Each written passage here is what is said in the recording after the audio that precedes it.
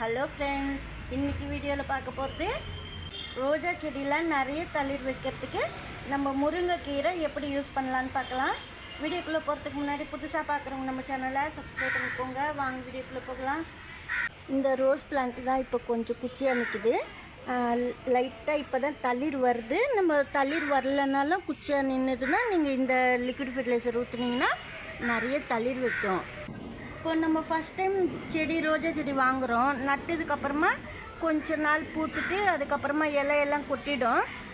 தொட்டியில் வளர்க்குறதுனால இப்படியெல்லாம் ப்ராப்ளம் வருது. தரையில் வச்சுருந்த பூமியில் நல்லா வளரும். இப்போ நம்ம இந்த மாதிரி தொட்டியில் வளர்க்குற செடிக்கு நம்ம இது மாதிரி இலையெல்லாம் கொட்டி போச்சு, அப்போ நம்ம எரு கொடுக்கணும். தொடர்ந்து ஒரு 20 days ஒன்ஸ் எரு கொடுத்துக்கிட்டே இருந்தால் நல்லா தளிர் போடும். புதுசாக ரோஜா செடி வாங்கி நம்ம தொட்டிக்குள்ளே இறக்கிறதுக்கப்புறமா கொஞ்ச நாள் பூத்ததுக்கப்புறம் பூவெல்லாம் பூத்து முடிஞ்சதுக்கப்புறமா இந்த இலையெல்லாம் கொட்டிடும். நிறைய இலையெல்லாம் நிற்காது. எதுக்காகன்னா நம்ம எரு கொடுக்கணும். தொட்டியில் நம்ம அப்பப்போ எரு கொடுத்துக்கிட்டே இருக்கணும் பாட்டுக்குள்ளே. அப்போ தான் ரோஜா செடி நல்லா வளரும். பூமியில் நிறைய சத்து கிடைக்கும் தானாகவே.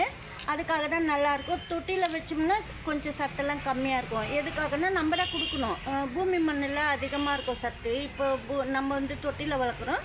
அடிக்கடி எரு கொடுத்துக்கிட்டே இருக்கணும். அடிக்கடின்னா மந்த்லி ஒன்ஸு லிக்விட் ஃபெர்டிலைசரு, நடுவில் பவுட்ரு ஃபார்மில் மண்புழு எருவு இந்த மாதிரிலாம் நம்ம கொடுக்கலாம். காய்கறி வேஸ்ட்டு வந்து மக்க வச்சுட்டு அந்த மாதிரி மண்ணுக்குள்ளே போட்டு வைக்கலாம். அப்போ தான் தளிர் வரும்.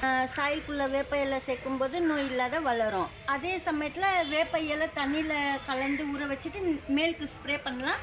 அதாவது 2 பிடி முருங்கைக்கீரை போட்டிருக்கேன். கொஞ்சமாக ஒரு அரை ஸ்பூனு ப்ரூ காஃபி தூள் போட்டிருக்கேன். இந்த ரெண்டுமே நைட்டு ஊற வச்சுட்டு நம்ம செடி கொடுக்கணும். அப்போ ரோஜா செடி நிறைய தளிர் வரும், பூக்கள் அதிகமாக பூக்கும். முருங்கைக்கீரை வந்து பவுட்ரு பண்ணிவிட்டு கூட காய வச்சுட்டு பவுட்ரு பண்ணிவிட்டு கூட நீங்கள் சாயிலுக்குள்ளே கலந்து விடலாம். இப்போ ஒரு தடவை அது போல் கொடுத்திங்கன்னா ஒரு தடவை வந்து நீங்கள் தண்ணியில் ஊற வச்சுட்டு இது போல் கொடுக்கணும். அப்போ தான் ரோஸ் பிளான்ட்டில் தளிர் நிறைய வைக்கும். நம்ம வந்து இது வந்து மக்க வச்சுட்டு கூட நீங்கள் கம்போஸ்ட்டில் கூட போடலாம். அதுவும் நான் சொல்லிக்கிறேன். முருங்கைக்கீரை ரோஜா செடிக்கு எதுக்காக நம்ம கொடுக்குறோம் அப்படின்னா நிறைய விட்டமின்ஸ் இருக்குது. முருங்கைக்கீரையில் அதிகமாக இருக்குது. வாழைப்பழத்தில் எப்படி அதிகமாக இருக்கோ முருங்கைக்கீரையில் அதை விட ஜாஸ்தியாக இருக்குது. அதுக்காக தான் முருங்கைக்கீரை உரமாக கொடுக்குறோம் ரோஜா செடிக்கு. அளவு எந்த அளவுக்குன்னா பெரிய பாட்டு இருந்ததுன்னா நீங்கள் 2 கிளாஸ் அளவு கொடுக்கணும். இப்போ 1 லிட்டர் தண்ணியில் நல்லா 2 பிடி முருங்கைக்கீரை போட்டு கொஞ்சமாக அரை ஸ்பூன் ப்ரூ காஃபி தூள் போட்டு கலந்து நைட்டே வச்சுட்டு காலையில் 2 கிளாஸ் அளவுக்கு செடி கொடுக்கலாம். இதில் நீங்கள் ஒரு 2 கிளாஸ் எக்ஸ்ட்ரா தண்ணி ஊற்றிக்கணும். 1 லிட்டர் தண்ணிக்கு 2 லிட்டர் தண்ணி சேர்த்துட்டு, அதாவது 1 லிட்டர் லிக்விட் ஃபெர்டிலைசர்னால் 2 லிட்டர் வந்து ப்ளெயின் வாட்ரு அப்படி சேர்த்துட்டு கொடுத்தீங்கன்னா ரோஜா செடி நல்லா வளரும். ஏற்கனவே இப்போது தண்ணி கலந்து தான் நிறைய வச்சுருக்கேன். இப்போ நான் வந்து 2 கிளாஸ் தண்ணிக்கு தான் நான் இதில் கொஞ்சமாக சேர்த்துட்டு வச்சுருக்கேன். நான் நிறைய செடி வச்சுருப்பீங்க, அதுக்காக தான் அந்தளவுக்கு சொல்கிறேன்.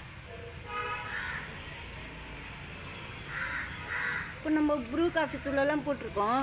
அதனால இன்னும் நல்லா தளிர் வரும். சிகப்பு கலரில் தளிர் வரும்.